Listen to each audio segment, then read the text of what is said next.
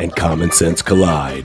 Starring the CryptoKeeper and BlockchainCrusader. Welcome to Debate Crypto. Crypto fam, it's your boy CryptoKeeper. As always, BlockchainCrusader. And we've got a special guest tonight. This is our second guest today. We are getting it and hitting it hard. We've got the one and only Tom Crown. Tom, thank you for being here, man. How you doing? Doing good, guys. Thanks for having me. Glad we appreciate you. Glad you could make it, man. I know it's a little bit late. Sometimes people are like 9 o'clock at night. I'm not so sure that I want to jump on then. It's like 6 o'clock on the West Coast. So. Oh, yeah. They're still up, right? I forgot. That's true. That's true. So, Crypto fam, just as a reminder, we're giving away $500 December 23rd. That's 2 days before Christmas. So somebody's going to get a nice little Christmas present. All you have to do, it's really simple, is be subscribed. That's literally all you have to do. If you are in the live chat, if you could X out, smash the likes, that tells YouTube that you like Tom Crown. If you don't like Tom Crown, then you go ahead and smash the dislike, and we'll let them know that you don't like Tom Crown. It wouldn't have anything to do with myself or Miguel. So just wanted to make that clear for you. So those are fair rules. We appreciate everybody being here. Let's get into it. So, Tom, a lot of people know you from YouTube. Okay. So we're super excited to have you on. We're going to dive into your personal life tonight, right? We're going to ask some of the hard questions like, why are you wearing sunglasses inside, right? We're definitely going to ask that. But in all seriousness, we just want to get to know you a little bit on the front end. So you're a YouTuber, entrepreneur. Tell me, who is Tom Crown? If somebody asked, like, really, who is Tom Crown? What will be your response to that? Yeah, Tom Crown was, I guess, a delusioned millennial. That's a good way to put it. Did all the things I was supposed to do. Yeah, I went to college, got my degree in a field that it turns out there's really no jobs for, political science. And it came out of college and realized that the world really wasn't the way that I was sold it, I guess. Yeah. I think that's a fair way to put it. I did some sales. Yeah, I did some sales. I did some stuff. And one day, this is the real Tom Crown story. I don't even know if I've said it on my channel. Exclusive. I got laid off and I couldn't find a job. This was years ago that was the same kind of level or income. And I had 26 weeks of unemployment. And it was the first time in my life I got to sit down and say, what do I want to do?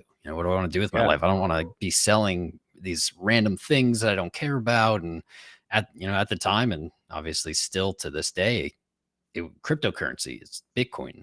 That's what I loved. That's what I was passionate about. And I decided this is the time, see if I can make it a job. I didn't even know what that meant. So I started making a stream or a community, and it slowly built into what it is today, really. Was that the Tom Crown story? Would you say that was one of your biggest struggles, that 26 weeks, or was it just like a bump in the road, or like, did you really like struggle with it, or you feel like it ended up just like, hey, I loved every minute because I got to actually do what I wanted to do? I mean, getting a paycheck and not working 9 to 5, that wasn't bad. I can't complain. But really, I just feel like my whole life, and probably a lot of people out there have the same experience. It's like you're pushed from one step to the next step to the next step, and it's kind of a logical path, and it almost feels like there's no deviation from it. And this was, just landed kind of in my yard, I guess. Didn't have a choice. I think I liked the time. It was certainly not the most relaxed, but I liked the time because I got to actually think about what I wanted to do. And you were like, you know what? I love crypto. I love crypto. So you just jump straight into YouTube, or? Pretty much, yeah. Like I was active on YouTube at the time in crypto, whatever that meant. Like just watching live streams or people. And I said, I can probably do this. If I'm going to sell something, might as well just like sell myself and sell my personality or whatever. I believe in that more than. Yeah, you got to make a buck somewhere, right? Right. It was good. It certainly wasn't the lowest point or the highest point. It was like a huge struggle. I follow your dreams, everybody, but don't expect to be successful immediately or to be able to pay the bills immediately. This is some of the only times where I actually sold off parts of my portfolio to pay bills. And Hard path, but good destination. It's definitely a struggle. Right? I completely sympathize with that same exact path. Right? Sold this dream about going to college, getting a degree. You know, the world's your oyster, yada yada. You save money and you'll live peacefully and great forever. And it's like, no, that's not the way life works, right? You work a 9 to 5, you become a debt slave. You constantly have to spend. You never get to save, and it's a rat race until the day you die. And there's more to life than just that we are sold. Absolutely. Yeah, I totally agree. So I don't know if you know this, Tom, but I own a construction business as well as now crypto business, which the crypto business has just, recently started not too long ago. And I will tell you that it was the biggest leap for me so I have a crazy past, but if I take that out of it, it was a crazy leap for me. I was married and I had a solid job and was making good money and could totally provide for my family. However, I just wasn't happy doing what I was doing. And I said, you know what?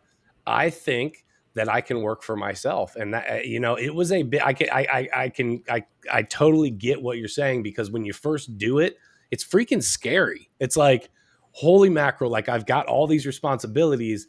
Now the pressure's on, but I think it was one of the best things. I don't know how you feel about it, but for me, it was one of the best things for me. And right now, as Miguel and I are on this adventure, right? There's a lot of pressure because we both want this to be so much more than it is right now. And I think it pushes us and drives us to be, to be better and to work harder. Are you when you got into this, was it, we were talking before the show and we were saying how hard YouTube is. Was there a turning point at which all of a sudden YouTube was working for you, or has it been a slow grind? Oh yeah. Yeah, I think being in crypto and doing crypto content, it's very much just tied to, the cycle of crypto, cycle of Bitcoin. But I can't really speak outside of my own experience. It took me, I think, a year maybe to get to 10,000 subscribers. And then this year I went from 10 to now I'm almost at 50 in a blink. It certainly isn't linear, or at least it wasn't for me. And I also don't really expect it to continue at this rate. I don't think next year I'll 5x. Well, who knows? But I don't think next year I'll 5x $250,000 or something, or maybe I will. Maybe I'll end up being at 1 million, because I remember being on BitBoy's channel when he was under 100K, and that was only a year ago and change. Yeah, don't sell yourself short. Yeah, it's explosive, but it's anything but consistent. That's really my experience. Yeah, it's crazy. We've noticed that, haven't we, Miguel? We've noticed that, haven't we? The inconsistency. Oh yeah, 100%. Dude, it's good that you have. I like your story better than mine, because you went and accomplished and built something. You made a leap. I think I got rug pulled kind of by society. In the sense, I've been working my job. All of a sudden, they were just like, your job, we're closing it. That's just not a position here anymore. And I was like, oh, all right, I guess I have no say. Yeah, I got rug pulled by it. So I didn't have a choice to make the leap. I was kind of falling. Yeah, but what's the saying? When life gives you lemons, make lemonade. It sounds like that's what you did, though, right? Yeah, it's just funny to hear people say that now. There was points where it's like my mom's calling me and she's like, "Hey, honey, I'm a little worried. You're really into this crypto thing, and the job stuff is hard, and you're looking, and people around you kind of they're worried about you because they want you to do well, and they're not sure what you're doing. And certainly no one says that to me anymore. My family is all like, "Oh wow, this Tom's so successful." It's just go do it. Don't wait like I did for a rug pull. I think you did it right, CryptoKeeper. Just push ahead and take that jump. Appreciate it, man. Yeah, I completely agree. My parents are the same way, right? When I was telling them about crypto and getting into crypto in 2017, 2018, I was losing money for, multiple years at a time. And every time I brought it up to them and I told them, hey, you should be getting into this asset. You should be buying these things up. You should be making a retirement plan out of this. They were just thinking I was crazy. They're like, you've been losing money for multiple years and you're telling me to buy this now? Are you crazy? Right. And, when the dip happened during the whole pandemic, first thing they said was, I told them, you should be buying right now. This is the lowest price points we've seen in a very long time. It's going to be explosive. The Bitcoin halving event is coming in the next 2 months. As I know the world is crazy right now, but trust me, this is going to play out very well for you in the next year. Didn't listen to me, didn't do it. And now when we calculate some numbers, right, if we would have put it in the certain amount of money that I was telling him to put in that he had on the side, my dad could have been a millionaire right now, right? And he definitely loses sleep over it. Yeah. I like what Sean said here. Sean's part of the DCA fam. Sean said, being an entrepreneur is a mindset. I love that, Sean. That's so true. It absolutely is. And if the mindset isn't there, if your mind is not on, I'm going to succeed, this is going to work. I can't tell you the number of phone calls. And I know, Tom, I think you're doing most of this by yourself. Is that correct? Is this all of it? Yeah. Okay. That's huge. The conversations that you're having are with yourself. And I think sometimes that might even be harder for a couple of reasons. Yeah. The first thing is like, I get to bounce things off of Miguel. He bounces things off of me. And we kind of, as a team, either have can split up some of the work. We agree, disagree, can work through some things. I feel like by yourself, man, that'd be tough. It's like, am I doing the right thing? Am I missing here? Could I be doing something different? Have you had any mentors along the process, Tom? Oh, dude, I'm someone who, I like to be right just like everyone else, but I'm just a sponge. Like everything I know is just by listening to everybody else. Like I find the people that are successful, I try to emulate them. And once I feel like I can emulate them, then I try to do, my own take of it. I don't want to be plagiarizing, but all ideas, all ideas are built off of other ideas. Yeah, 100%. You take that idea, right? And then you make it into a better idea. And that's just the way it is. And that's what I did. That's how I learned all this. People ask me, where did you learn to trade? And they think I have a stock background or Forex background. And it's like, I watched people crypto trade where I could, when it was like kind of available. Mm-hmm. It wasn't as readily available, at least content a few years ago. But I just listened, and that's really how I know anything. So what really attracted you to crypto? What was when you were having that moment, you're saying, well, I don't really know what I want to do with my life. I don't know where I want to take this. And what came across your mind when you saw crypto and really attracted you to it? Oh, yeah. Well, I had I think like most of us, that friend maybe in high school who a little goofy guy, but was like the first person to ever tell you about crypto, right? And of course I had that, and I was like, all right, man, sure. Johnny, I love you, brother. If you're listening to this at some point, I should have listened to you earlier. But the point that clicked for me is, I said I was a political science, since I have bachelor's political science, and just coming out of college and seeing what I'd been studying in practice, really, really like examining what was going on, not what a textbook said. I was like, man, I was lied. I was disillusioned. This isn't how it works. What I learned about really isn't important. And I saw crypto, and my first thought, and I was hooked as soon as I had this thought, was this is how we fix voting. This is how we fix maybe democracy globally, is we can make it visible and semi-anonymous, pseudo-anonymous, and we can make it so you can't tamper with the results. Nobody can mess with it. And it just clicked. I was like, this can't go anywhere. This idea can only push forward. That's wild. From then on, I've been like all in. That's wild, man. I respect the heck out of the fact that you went there. Like I had to read the Bitcoin Standard to kind of start to come to that conclusion that you just said. I'm all in now, right? But I had to kind of work my way into it. I've heard one other person, I think, say what you said, where it just kind of clicked. It definitely didn't click for me. And I guess that would lead me to my next question. You say that it just kind of clicked for you. What did the starting point, what did the starting line look like for you? Because a lot of people say, oh, well, because we got in Miguel and I got in 2017, and people were like, oh, you got in 4 or 5 years ago, and like it's too late for me. You probably had a whole bunch of money when you first got in. And I'm like, no, that's not, at least for me, that's not how it was. So what does that starting line look like for you? Yeah, sorry, my audio is getting a little fuzzy there. The clicking for me, it was cutting a little out for me. Yeah. So the question is, what really clicked for you? Like we read the Bitcoin Standard, and that was the moment where like, wait a minute, this is the thing to be in, right? What was that one thing for you that said that this is it? Really, it really was like the political kind of. It's just like a perfect combination of me learning, spending 4 years studying something, and then coming on in real life and seeing, none of this that I learned is real. I'm not making huge claims here, but like it wasn't the way I saw it. I think that's the best way. And I had the feeling that the future, at the time was really headed in one direction that was out of my control, and I didn't see it going in a good way. And I felt kind of hopeless overall. And what year was that? About life. This was like 16. I'm not even many years ago at this point. Maybe so 2016, right before the 2017 run. It was around there. I'm losing track of time. I'm getting old. Well, let me. The years get fuzzy, man.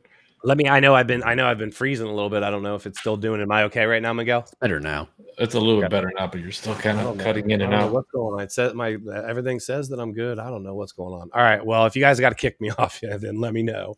But I wanted to ask you, Tom. So what I was really getting at was, what did the starting line look like for you? What kind of money did you put in? What was the first project you got into? Yeah. Like, what does that look like? Oh yeah. Okay. Gotcha. Because I heard that part, but the audio was a little hard to hear. From day one, just Bitcoin was like my maximalism. I'm still a Bitcoin maximalist in heart, I want to say. I think I'm really a decentralized maximalist. That's Miguel. I'm That's cool Miguel with anything. as well. Nice. Miguel. Yeah, Miguel and I, we didn't hang out more. No, I started with very little. Like I said, I did sales. I don't know if I ever made more than like 55-ish a year. Like I just was DCAing. I was just treating it like my 401k. I kind of equivalated, whatever, that's not even a word, stocks with kind of the delusion I saw with government. Was like, this is kind of all a show that we're supposed to believe in. And I think belief is really where it is. But I just didn't really believe in stocks. I felt like it was kind of the same charade. And with crypto, I found like something for the first time that was real, something that I didn't believe was going to go away. I thought it was only going to grow from the point I saw it, but I also felt like I was late. I also didn't start with a lot of money. A lot of people, I've heard that same rhetoric. And anyone out there, it's like, bro, everyone starts. I like to say Bitcoin is like a queue, like a line of people, right? Everybody starts at the end of the line. All of them. At some point, every single person is sitting there going, man, I'm at the end of this line. I'm never going to get to the front. But luckily for us, or unluckily, people try to jump that queue, and what happens is they end up getting kicked out, and you move up. Like, it's kind of like that. I didn't start with a lot. It just I had a lot of time, I guess, is really. Yeah, it's just about patience, right? It's just about patience. Everybody thinks that they're late to the party, right? When I first bought Bitcoin, I was like, man, $10,000. I'm buying the top here, right? And it's like, same thing with Ethereum, right? Damn, $300 Ethereum. Ethereum was just at $8 8 months ago, right? Oh, this is terrible. And I'm late to the game. But after so many years, it definitely pays off, right? To being patient. And I just want to point out, Nick, I don't know if you're here, if you're frozen or whatever, but this is their second interview today. We had Crypto Jeb earlier today. Second person to have a third-party verification that Bitcoin is the way to go. I'm just saying, Nick. Am I still frozen? Am I gone? No, you're here. We can hear you, but you are frozen visually. Hold on a second. Let me. Yeah, all right. Well, I'll say shout out to Jeb. Man, you got some great guests. Am I frozen now? Yes, you're still frozen. I've tried taking you out in and out. Keep going. I'm going to kick myself out, Miguel. Ask him about PA. I'm going to kick myself out. I'll see myself out. I'll be right back. Yeah. Oh, I can't jump back in if I jump out, can I? Well, don't jump out completely. Just right. Go off stage for a little bit and try to fix your internet. So we'll edit this part out, guys. Don't worry. No, this is all straight. No editing here. So now we can have the maxi talk, right? There we go. This is the conversation that the people need to hear. None of that altcoin stuff. So I mean, I'm down to talk about it. Bitcoin's the only thing I'm willing to be like controversial about. Like anything else, I'm just like not passionate enough about it. But Bitcoin, I'll ruffle feathers. That's what I'm I talking think about. what a lot of people start when they start and they look at Bitcoin, they see, you know, all these new things and these new ideas that are moving fast, and it makes it look like Bitcoin is negative or bad in comparison because it's moving slow. And I think over time, you realize the longer you're in the space that that's actually Bitcoin's strength. And I'm not talking about price. Price is irrelevant to what I'm talking about, really. We're talking about is like its evolution. People think, oh, this new coin, it can do all these things. Bitcoin could do anything. You know, all these coins are built off basically the same technology, core code. Yeah, the same technology, the same premise. Bitcoin could do any of these things. It does. The consensus though chooses not to, because Bitcoin is like in my opinion, the real game. It's the big, it's the big game. You're not going to try some crazy play, I don't know, in the NFL that you've never tried before for the win, you know, and the game's tied or something. Yeah, these are huge stakes, and so it moves slow to protect itself. If the time comes that we need different things, it'll change. It's already changed. It's changed a lot, even in the last few years. Taproot in the last month is a massive upgrade to Bitcoin that nobody really talks about. You know, it's just not important. Well, hey, frozen Nick over here. I think you're frozen, but but you can hear me apparently. Yeah, so we can hear you. Let me ask you this, Tom. Why technical analysis? My understanding is that you're a TA trader. Do you hold two different portfolios? Do you just trade? What does your setup look like? Before you answer that, Tom, I just want you to realize that Nick, the CryptoKeeper, tried to divert the conversation away from Bitcoin here because of his Ethereum stance. So I just want to point that out. I'm an ETH bull. ETH's my girlfriend, so I mean, you know. I've heard that. I've heard that before. Like they got pretty quiet maybe 2 years ago, and now they're back again. No, I'm just kidding. Ethereum, just so you know, Ethereum's at this point the second largest holding I have. Yeah. It wasn't the second largest investment, but now it's second largest. Litecoin. Just waiting on so Litecoin. What's your what's your TA? Why TA? Yeah. So you know, I was looking, how can I find a job, or how can I make a job for myself in crypto? And you know, you can't just submit a resume to the Bitcoin president for a job. So you had to figure out something to do. And I had spent a good amount of time on YouTube, and I just didn't like the content. It was all, oh my gosh, everything's going up. Oh my gosh, everything's going down. You should panic. You should be euphoric. You know, it was just emotional kind of driven sensationalism. And you know what? There's lots of people that I respect that do still, you know, they make that content. There's a viewership for it, but I wanted to make something that I found was neutral to the content I didn't like, if that makes sense. I wanted to look at it in a logical perspective, remove the emotion. And I found that TA was really the way to do it. It's like, I'm naturally a numbers guy. And so I just kind of grooved with it, I guess. That's awesome. So I want to bring this conversation back to Bitcoin where it really matters. So with the state of the market right now, right? Everyone was expecting November, December to be huge upswing movements for Bitcoin, have that blow off top, begin the bear market, and continue on the same 4-year cycle.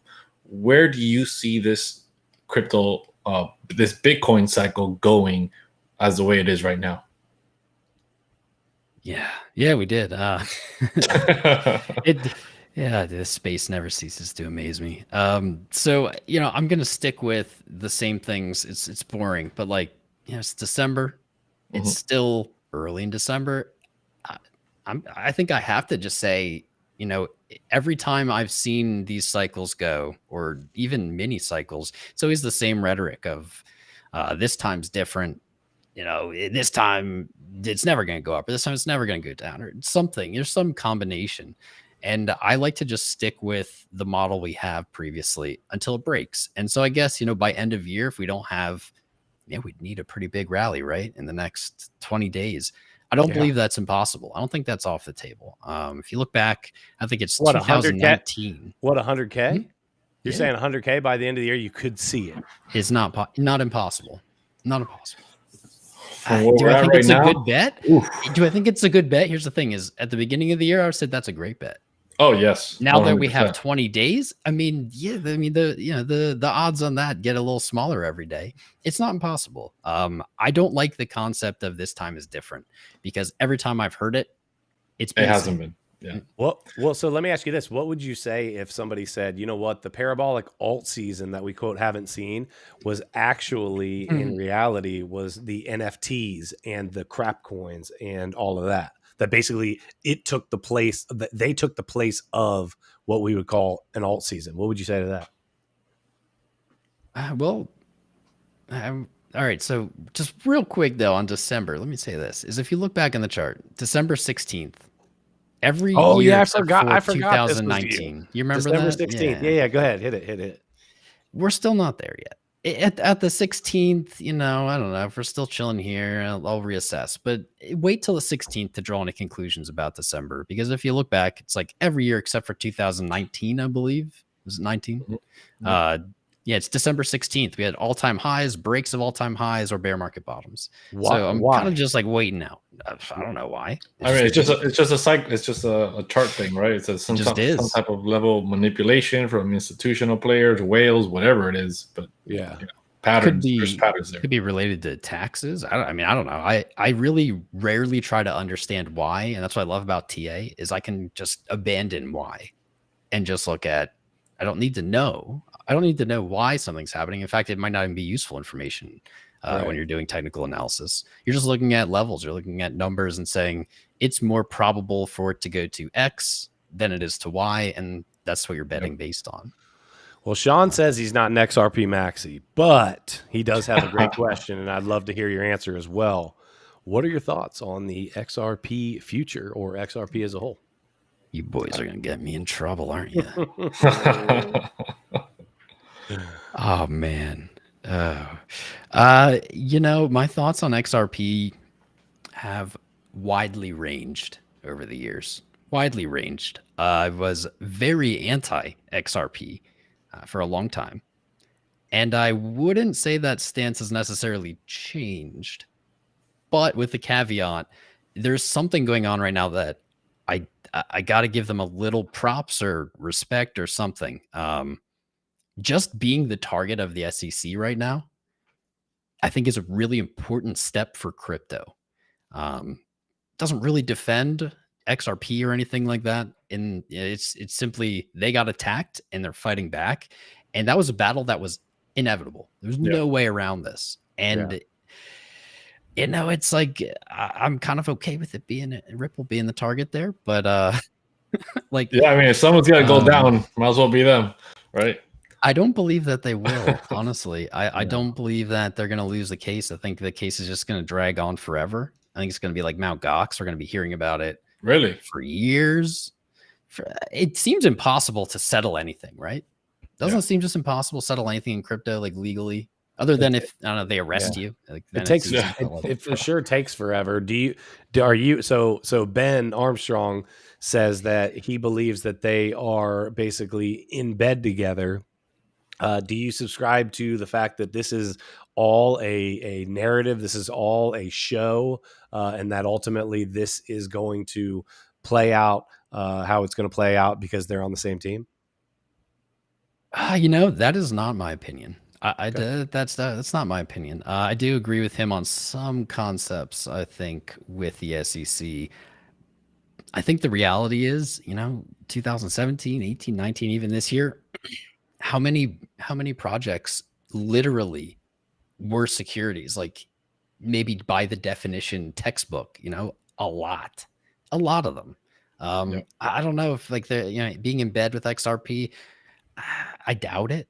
What I think might be more likely, and I think I have heard Ben mention something along these lines, is you know, there's other coins that people are big fans of that started out with the pre-sale, you know, and that's kind of what Not makes it a happening. security in a way. Not happening. Well, I think that there's more logic to say that maybe there's someone out there trying to take the spotlight off other projects that could be deemed securities that I will even say at this point should never be ever tried as securities because it would just be like a catastrophe to do so. Yeah. But I think that's the more likely scenario, is that it's a kind of a spotlight taking. Maybe there's someone more favorable or more in bed with something else. Right. You know, Bitcoin never has to worry about that. But yeah, I just want to say, as a Bitcoin maxi, I do want to give props to XRP for being a great stable coin so far. I mean, this year has been great proof that it's good for something. And if it's that, there you go, guys. I can't take that one away from you, XRP. if the XRP fans are here, I'm curious. When's that flare drop happening? That's been a nightmare. I have a lot of flare coming my way, and I've been asking the same. Listen, I'm with you on that one. That is freaking annoying, right? Like, I've been wondering. I think that's their escape I thought plan. I missed it. I thought I missed it. I was like, what? You know. But Miguel, just so you know, they're a smart guy. It started the year at 20 cents, so it's only 4x'd this year so far. It's not bad. It's on its way back to 20 cents real soon. So, yeah, I remember I was live streaming like the weeks before that, you know, the whole flare thing, and I was saying basically, hey, we're getting an airdrop. Basically, that's a free pump. You know, it's gonna pump up until the airdrop. Please sell your coins like 12 hours before. I'm sure no one listened to me. Why would you? I mean, don't listen to people on YouTube. The internet. You have to make your own trades. You have to understand your own stuff. But I remember saying it so adamantly over and over again for like a week. And then think about the timing. I don't think a lot of people have looked back at that. It was flare airdrop, and then SEC suit was within a month ish. Yeah. I kind of got the vibes that like maybe that's their escape hatch. It's like, well, if we go down, we jump onto this flare. What if we go down, we will have airdropped 1-to-1, so everyone might lose their XRP, but don't worry, never fear that. I've never heard that suggestion. Which is no longer a security. That's no longer a security. If it's an airdrop, there's no promised return. Well, I'm not a lawyer, and this isn't legal stuff, but like they didn't promise a return on it. They didn't collect money for investment. That's hard to. That's been my little hunch for a while. I have not heard a single person. I got to give you props. Listen, if nothing else, that's a great thought. An incredibly creative thought. I have not heard anyone say that. So bravo, my friend. I have not heard that one. What's Tom? I want to ask you. So you were saying that you don't believe that things are going to be different this time, right? With crypto, and we're going to wait for December 16th to see what happens. So I want to ask you, right? Inflation. That's all we hear about. Inflation. You know, Ben believes we're going to hit deflation and things are going to reverse on us, and we're not going to see that hyperinflation. What is your take on the inflation narrative? I don't think we'll see deflation. I don't know. I'm not a Forex monetary expert, global scale. Maybe we do. I don't know. So my question is, how would inflation affect the crypto markets? In better worded, is how do you see the inflation narrative affecting crypto? Well, I think that we came out with these numbers now. What's 6.8% or something? 6.8% on CPI, number, which is BS. Yep. Yeah, it's a BS number. I think, I remember as a kid, I think a quarter, I put like a quarter in a soda machine. I would get like a 20-ounce soda. Now that same one's like $2.50 or $2.99. That's not 6%. Even if you like calculated back all those years, that's not 6%. I think it's been way higher for way longer than they've ever stated. I think that their kind of metrics are outdated. They're not really measuring inflation. Houses in my area are up 100% in the last year. Yep. I think we're just going to continue to see inflation. If I'm wrong, which, like I said, I'm not an expert in this field. If I'm wrong and we see deflation, I think that, honestly, I think Bitcoin could have a strange response to that. A narrative when I started was... or to inflation? Yes, to deflation. I think it could be surprising. What I was getting to is when I started in crypto, and probably you guys too, there was a narrative kind of tinfoil hattish again, but was more doomsy. When everything crumbles, we'll have Bitcoin, and Bitcoin will be resilient. Yes, right. That narrative has largely been lost, I've noticed, in the last years. Maybe people was the first time they've heard it. I don't know, but the Bitcoin was built kind of for a catastrophe. It doesn't have to like literally be one, but it was built to be resilient in bad economic times. And so if we see deflation, I don't know. I wouldn't be surprised to see Bitcoin continue kind of on its own path. I think I see it thriving.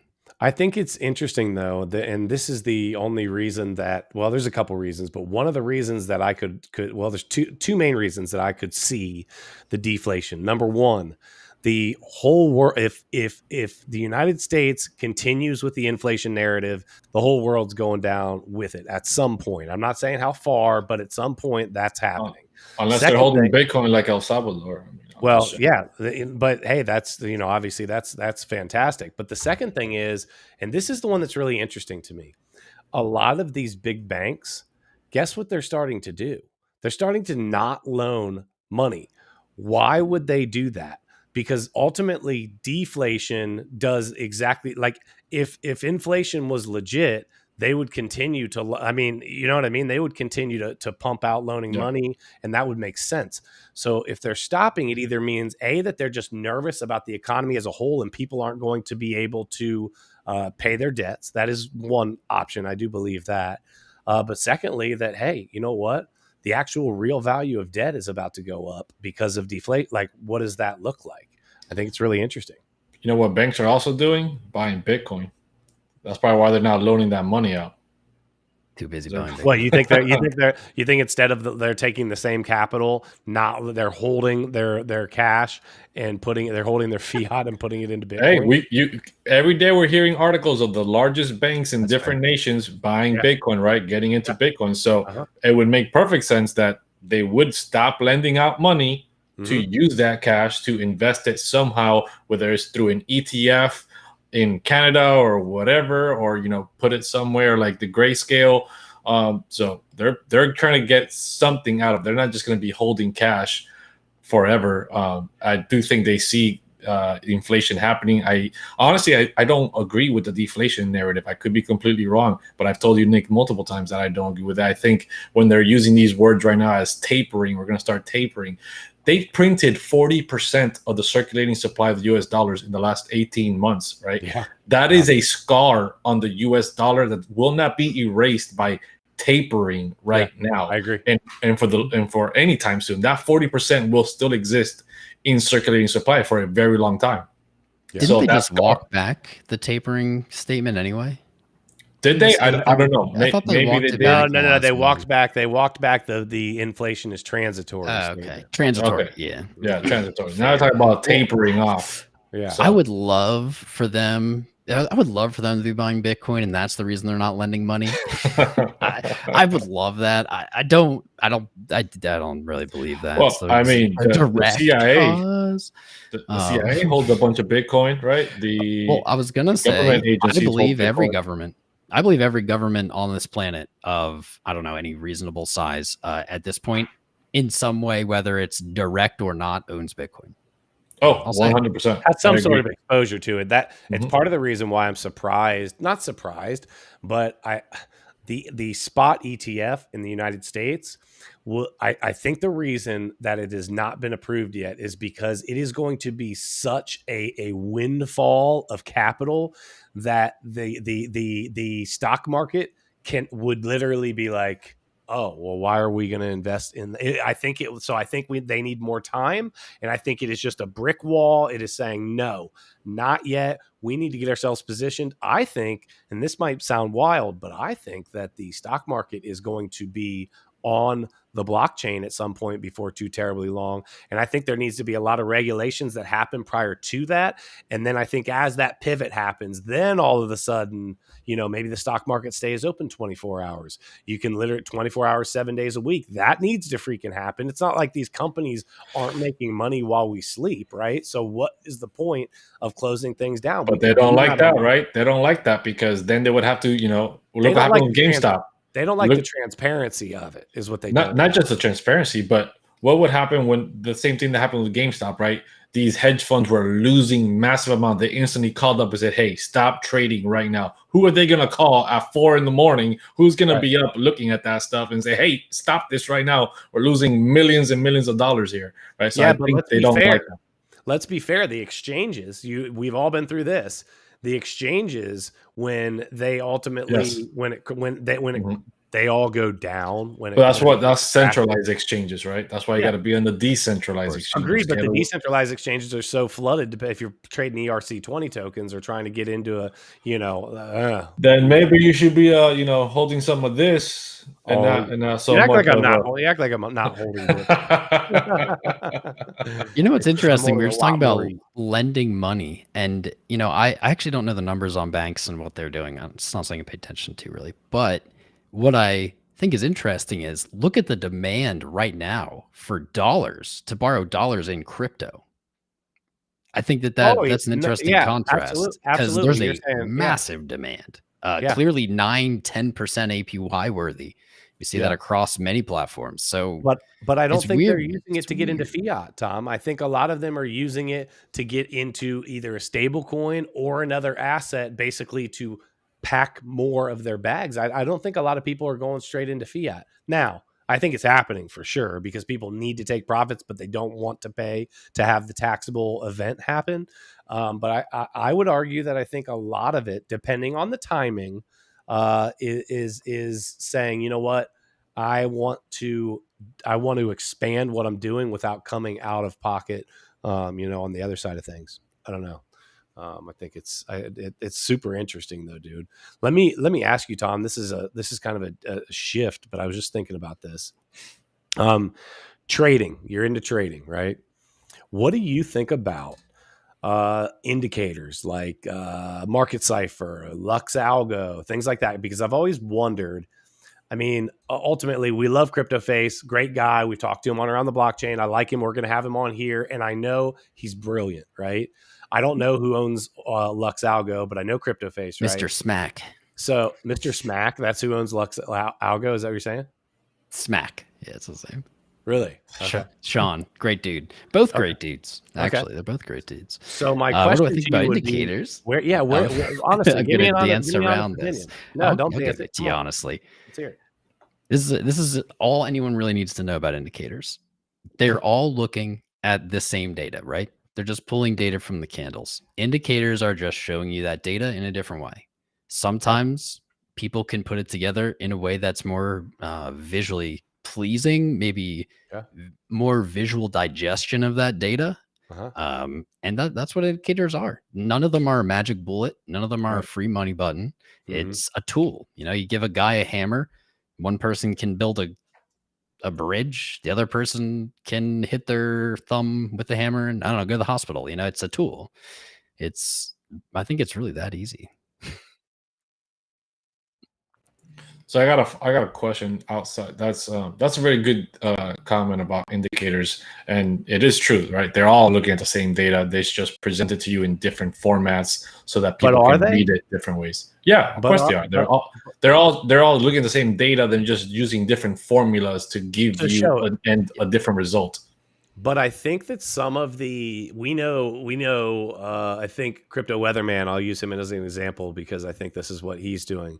He's taking, and this is one of the different things that I've heard. And I haven't seen it work or whatever, but he's actually adding in point systems for news catalysts, et cetera, and actually pulling data off. And I have no idea how it works. So don't hear me as if I know that this is, but he's using that for his trading bot.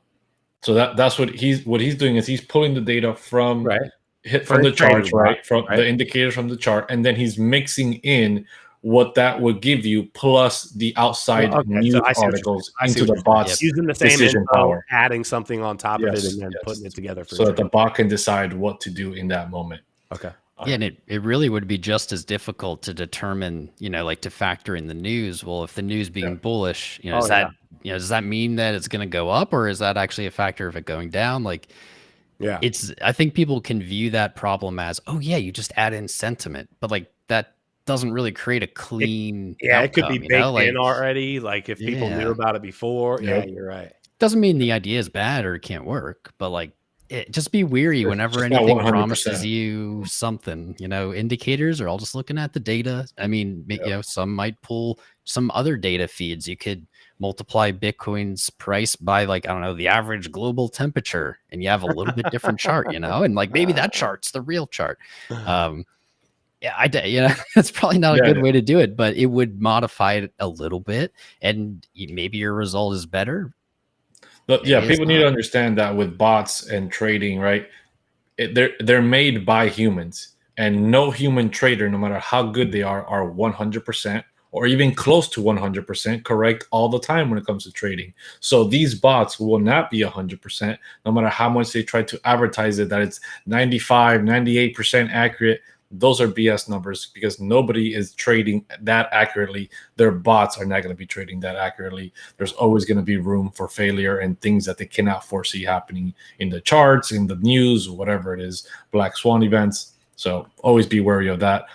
So Tom, I wanted to ask you, so when it comes to whether we go into an extended cycle or we don't go into an extended cycle and we do top off in December, do you think we are going to continue, right? Well, all this institutional investment coming in, right? The metaverse play, NFTs growing, play to earn games coming around in 2022.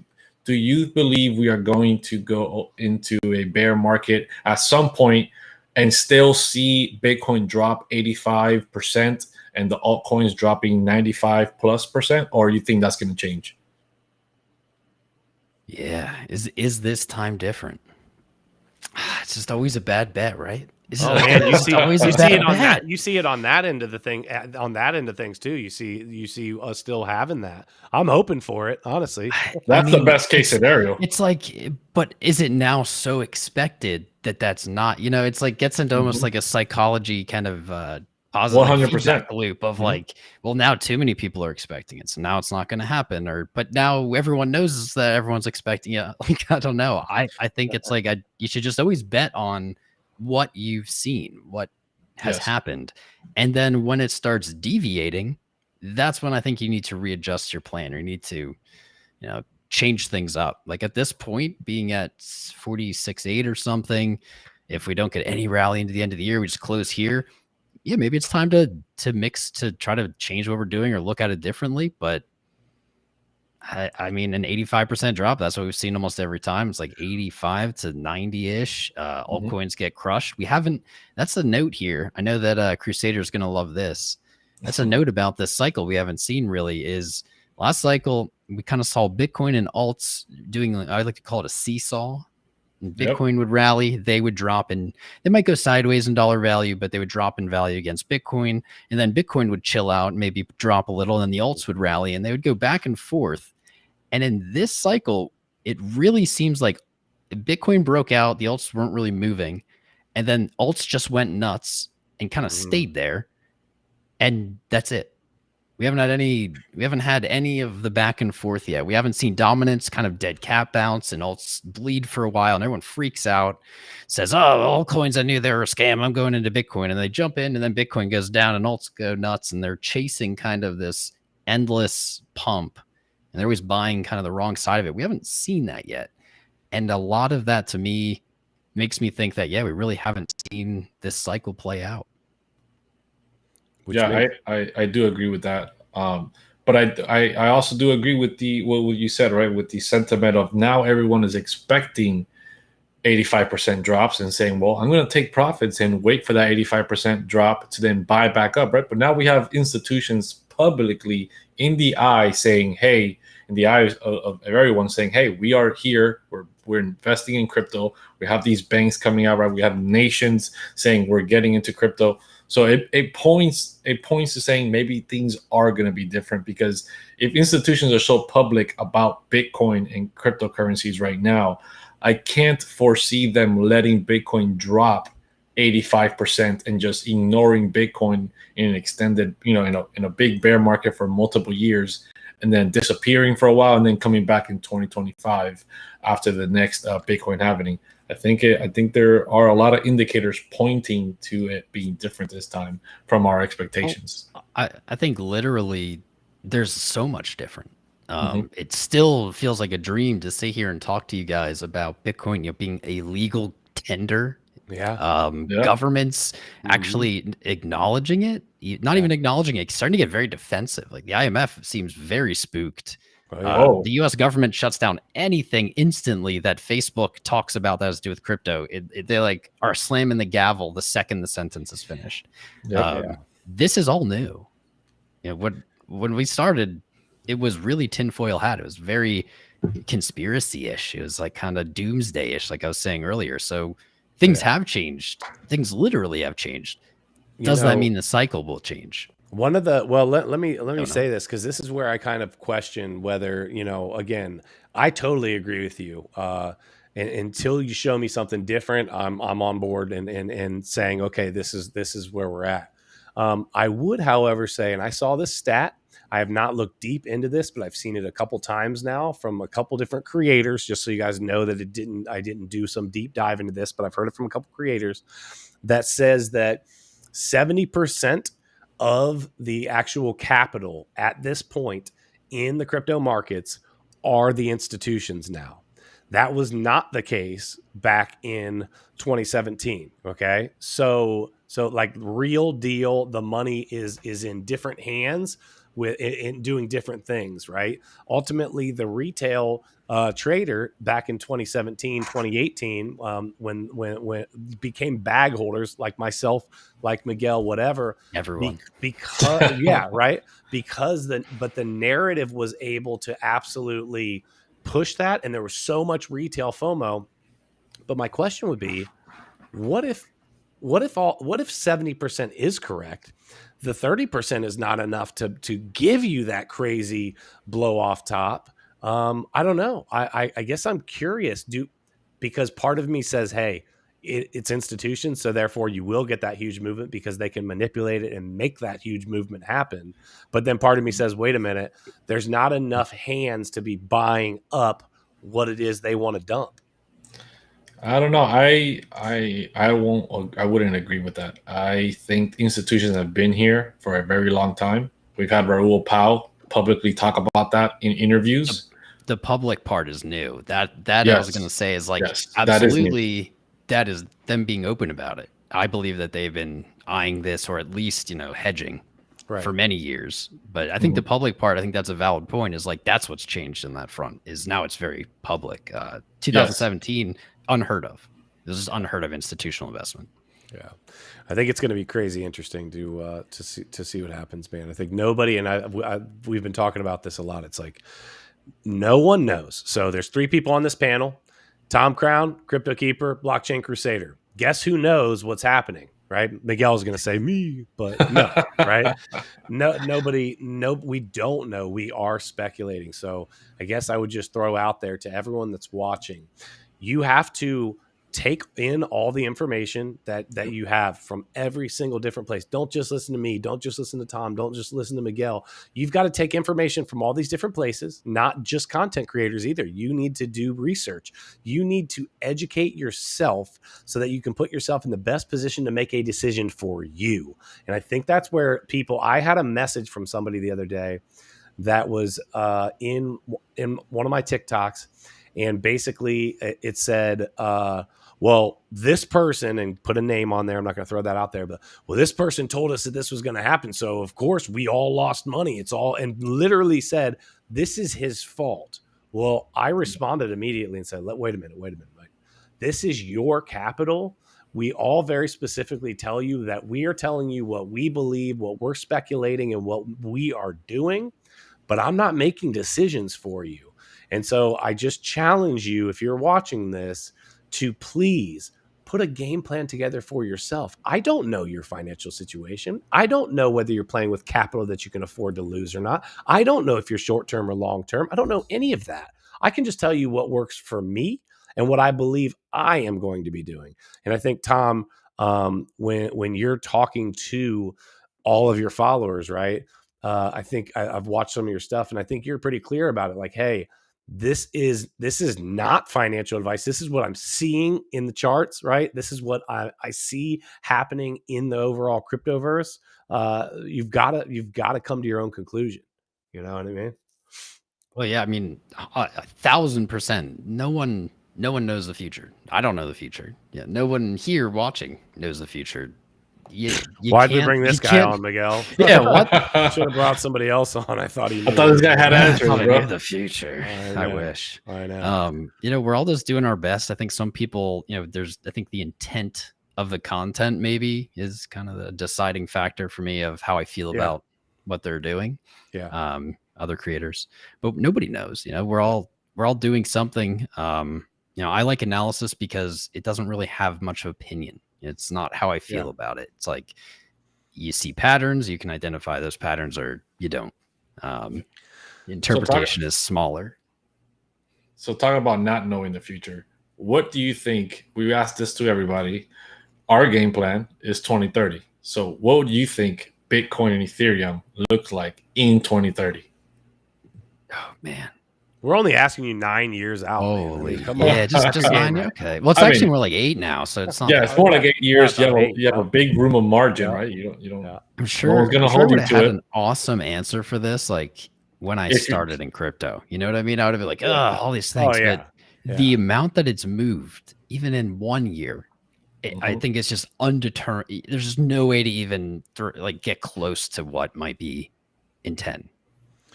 Just a 10. Just know if you're right now and somebody sees this 9 years later, they'll be like, damn, this is the guy. Like, actually, this guy knew it 9 years ago where it was going. So and if not, nobody knows, so you're not wrong. So you might as well well, you know, I think the core people always want to hear about the price, right? The price, I think, is a majority distraction. Really not as important. Look at where this ship is sailing. Crypto in general. I went to Miami and there were 4,500 people there to look at NFTs. I'm not an NFT guy, really. And you guys love your NFT, that's fine. But that's wild. They're there for it. Half of them didn't even know crypto really was. They were just there for the NFTs. I'm not even sure what that means as I repeat it. But this ship is heading in a direction. All the little pieces of the ship, you know, any given one may fall off. But at the end, these decentralized projects that are truly decentralized, they're going to be on the same path. They're going to be going towards whatever destination it is we're going at right now. I can't say the same for things that are centralized. There's incentive for people to pull out, to take their money. When that's not an option, I think that forward is the only direction. It doesn't mean that you can just open a trade right now and, you know, it goes up. But if you look out 10 years, if somehow, I don't know, price isn't above 47,000, which I probably would bet anything in my life that it will be 10 years, that we've reached some point where, I don't know, money isn't important. I think that's the ultimate goal of crypto. Somehow it's going to go full circle and just we're not going to use money anymore. I don't even know how to explain that. No, but hold on a second. Maybe 20 years out. Right. So it might be farther out, Tom, but it's a great thought, right? It's like, okay, if inflation continues or deflation happens or whatever, we can throw numbers on these. And I love that you just said that. We can throw numbers on all of these assets, but do the numbers mean anything, right? If we were talking the Venezuelan bolivar or whatever the heck, it's not worth anything. You could be like, 100 billion, bolivars or whatever, which means the price of a sandwich right now, right? And so it doesn't mean anything. And so I like the fact that I have a Bitcoin, I have an Ethereum, and then that value actually is in what it is, that intrinsic value off of the asset, I think could be crazy. I think it could be super crazy. And so it's a really interesting thought. And I think, Tom, the question that I would ask kind of to round things up here, that's a really interesting thought. The people need to know, why the sunglasses? Sunglasses. Do you want the official answer or the boring real answer? I'd like the truth. The truth. The truth is that behind these shades are the most magnificent pair of laser eyes that anyone's ever seen. Fantastic. And if I take them off, ladies off, just the whole city will be leveled. That's the fun answer.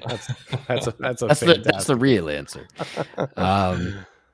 They're convenient. It just kind of became part of the brand. Yeah. There's plenty of videos with me not wearing them from long Yeah. ago, though I may have unlisted those. One day I wore them as a joke, and everybody was like, "Yeah, those shades are pretty rad." And then I didn't wear them, and everyone was yelling at me for not wearing them. So put them back on. Makes it easier with these bright lights, and I recommend it, man.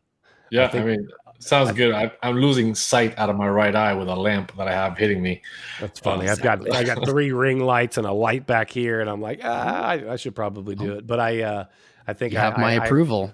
Shades it up. Hey, listen, I might have to take you up on that. I got rid of my beard, and everybody had a whole upheaval. Now it's starting to grow back a little bit, and everybody's like, okay, we feel better about it, CryptoKeeper. Thank you. I get anxiety about shaving my beard because people are like, oh, yeah, you look like a baby now. So I don't shave it for that reason a good amount. Yeah. So let me just kind of finish on this.